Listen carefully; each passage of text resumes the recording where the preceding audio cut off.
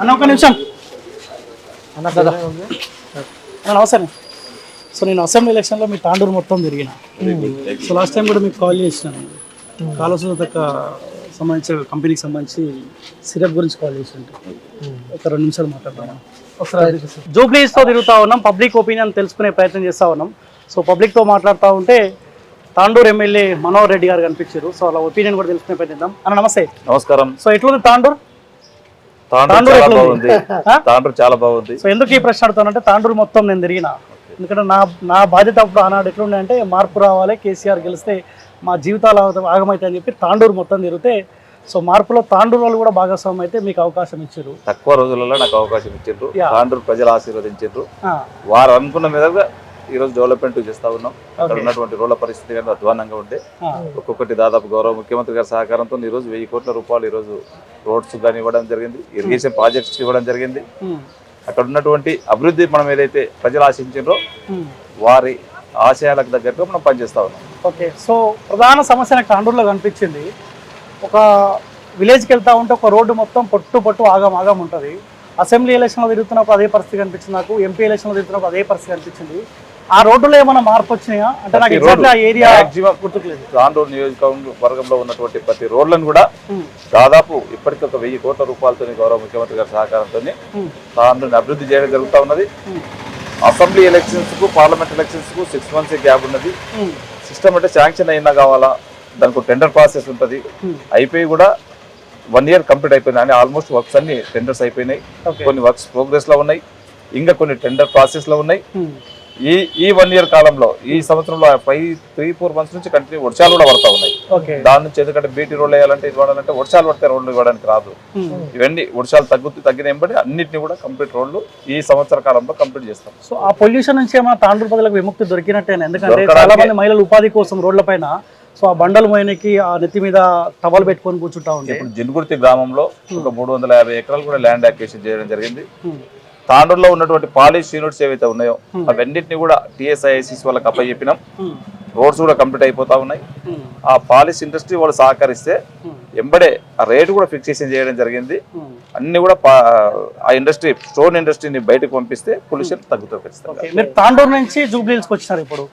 ఎందుకు మీ అభ్యర్థి గెలుపు అటు ఇటు అవుతుందన్న ఏమన్నా భయంతో ఇటు వచ్చి? అదేం లేదు, జనరల్ గా మా కొద్ది ముందే వాళ్ళు 2 నెలల నుంచి అవతల వాళ్ళు చేస్తా ఉన్నారు. మనం కూడా మనకు తోచిన సాయం, మనకు ఎమ్మెల్యేని గెలిపించుకోవాలా, ఏ విధంగా ఉందో చూద్దామనే ఉద్దేశంతో మనం రావడం జరిగింది.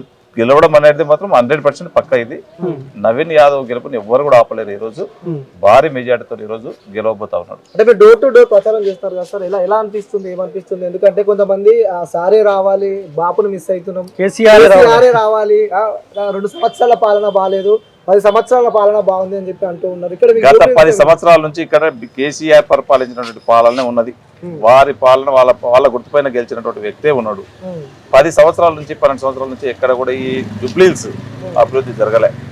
జూబ్లీహిల్స్ అభివృద్ధి అంటే గతంలో పీజేఆర్ గారు ఉన్నప్పుడు అభివృద్ధి జరిగింది కాంగ్రెస్ గవర్నమెంట్ లో. ఈ 10 సంవత్సరాల కాలంలో ఎక్కడ కూడా అభివృద్ధి జరగలే.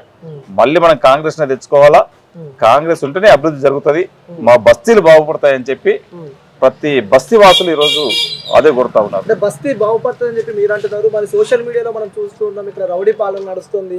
నామినేషన్ ర్యాలీ చూస్తే కూడా బీభత్సంగా వైరల్ అవుతుంది. అంటే ఇక్కడ తెలంగాణలో ఎక్కడ లేని రౌడీ షీటర్లు ఇక్కడ జూబ్లీహిల్స్ లోనే ఉన్నారు. అంటే మీపై ఇంపాక్ట్ పడే అవకాశాలు ఏమైనా ఉంటాయి? అవి వాళ్ళు సోషల్ మీడియాని మెయింటైన్ చేస్తా ఉన్నారు, గ్రౌండ్ కాదు.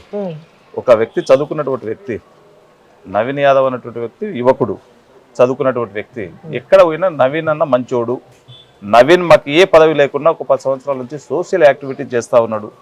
ఎగ్జాంపుల్ మీకు చెప్తా ఉన్నాను, గురుద్వార్ కాలనీ ఉంది పక్కకే, మీరు వెళ్ళరండి, మేము అక్కడికి వెళ్ళాం.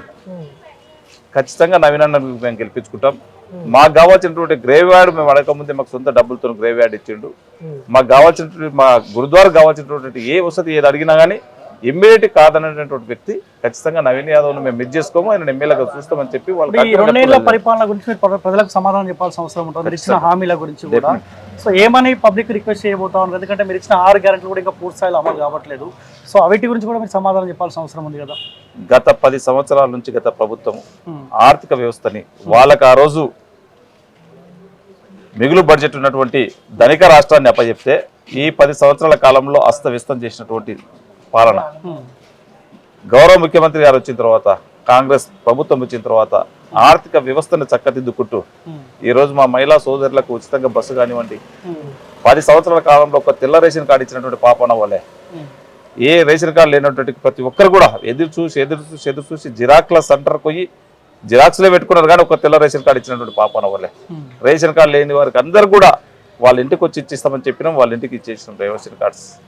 రేషన్ కార్డులే కాకుండా ఈరోజు యావత్ భారతదేశంలోనే 29 రాష్ట్రాలలో ఎక్కడ కూడా లేనటువంటి సన్న బియ్యాన్ని, ధనికులు ఏదైతే సన్న బియ్యం తింటా ఉన్నారో పేదలు కూడా సన్న బియ్యం తినాలనే ఒక మంచి లక్ష్యంతో మన గౌరవ ముఖ్యమంత్రి గారు కానివ్వండి, మన గౌరవ Uttam Kumar Reddy civil supply minister గారు కానివ్వండి ఒక చక్కటి ఆలోచన చేసి ఈరోజు బీదలకు సన్న బియ్యం ఇస్తా ఉన్నారు. బీదలు చాలా హ్యాపీగా ఉన్నారు. అదే కాకుండా గతంలో ఏదైనా ఇందిరమ్మ ఇల్లు బీదలకు ఇచ్చిందంటే, సంక్షేమం ఇచ్చిందంటే ఇందిరమ్మ ఇండ్లు కాంగ్రెస్ గవర్నమెంట్నే ఇచ్చింది. గత ప్రభుత్వం చూసినాం, అంత కొద్ది ముందు చాలా మాటలు మాట్లాడినరు. అల్లుడు స్తోత్రం అనుకోవాలి, బిడ్డు స్తోత్రం అనుకోవాలి, ఇవేం ఇండ్లు ఉన్నాయి, పండుకుంటే కాళ్ళు తాగుతాయని చెప్పి విమర్శలు చేసిండ్రు. పెద్దగా కట్టిస్తామని చెప్పిండ్రు. ఎన్ని ఇండ్లు కట్టించారో మీకు అందరు కూడా తెలుసు, ఏ గ్రామానికి పోయినా తెలుసు.